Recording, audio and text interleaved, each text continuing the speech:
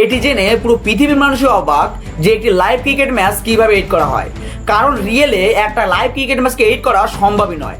সর্বপ্রথম একটা কথা বলে দিই যে লাইভ ক্রিকেট ম্যাচ এডিট করা সম্ভব নয়, বরঞ্চ তাদের লাইভ সুইচিং হয়। সহজ ভাষায় বলতে গেলে একটি লাইভ ক্রিকেট ম্যাচে প্রায় 25 থেকে 30টার মতো আলাদা আলাদা ক্যামেরা ব্যবহার করা হয় এবং প্রতিটা আলাদা আলাদা ক্যামেরায় আলাদা আলাদা অ্যাঙ্গেলকে শ্যুট করা হয় এবং এই সমস্ত ক্যামেরার অ্যাক্সেস কন্ট্রোল রুমে বসে থাকা এডিটরের কাছে থাকে, যারা রিয়েল টাইমে সিদ্ধান্ত নেন যে কোন অ্যাঙ্গেল কখন টিভিতে দেখানো হবে।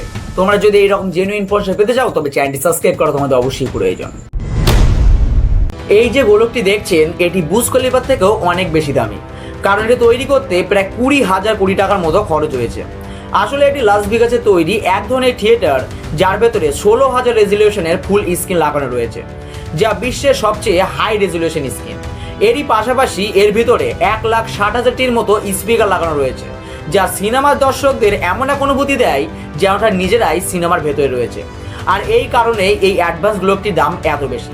তোমরা যদি এইরকম জেনুইন ইনফরমেশন পেতে চাও তবে চ্যানেলটি সাবস্ক্রাইব করা তোমাদের অবশ্যই প্রয়োজন।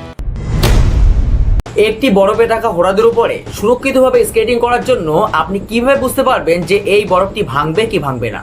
কারণ আপনি প্রায় দেখে গেছেন যে বরফের উপরে স্কেটিং করার সময় সেই বরফটা হঠাৎ করে ভেঙে যায়। এর কারণ হলো সেখানকার বরফ হয়তো অতটা মোটা বা অতটা পুরু নয় যে আপনার ওয়েটকে সহ্য করতে পারে। তাই এই ধরনের ঘোড়াদের সুরক্ষিতভাবে স্কেটিং করার জন্য এই ধরনের টুলকে ব্যবহার করা হয়, যা ঘোরালে বরফ বাইরে আসতে শুরু করে।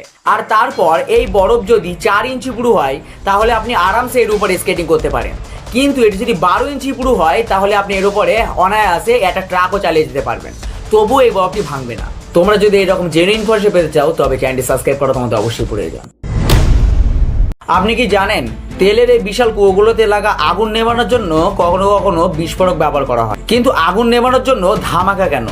সমস্যা হলো তেল অনবরত মাটির নিচ থেকে বার হতে থাকে, তাই আগুনের জ্বালানির কোনো অভাব হয় না। আর এত বড় আগুনকে শুধু পানি দিয়ে নেভানো অত্যন্ত কঠিন কাজ। হাজার হাজার লিটার পানি ঢালার পরেও এই আগুনের উপরে তেমন কোনো প্রভাবই পড়ে না। এই কারণে ইঞ্জিনিয়াররা ব্লাস্ট এক্সটিংগুইশমেন্ট নামক এক ধরনের বিশেষ প্রযুক্তি ব্যবহার করে। তারা এই আগুনের চারপাশে এক ধরনের বিস্ফোরক লাগিয়ে নিয়ন্ত্রিত বিস্ফোরণ ঘটায়। এই ধামাকা শক ওয়েভ আগুনের চারপাশে জ্বলন্ত গ্যাস এবং অক্সিজেনকে এক মুহূর্তের মধ্যে দূরে সরিয়ে দেয়, যার ফলে দহন প্রক্রিয়া একেবারে বন্ধ হয়ে যায় এবং আগুন আচমকা নিভে যায়। তোমরা যদি এইরকম জেনুইন ইনফরমেশন পেতে চাও তবে চ্যানেলটি সাবস্ক্রাইব করা তোমাদের অবশ্যই প্রয়োজন।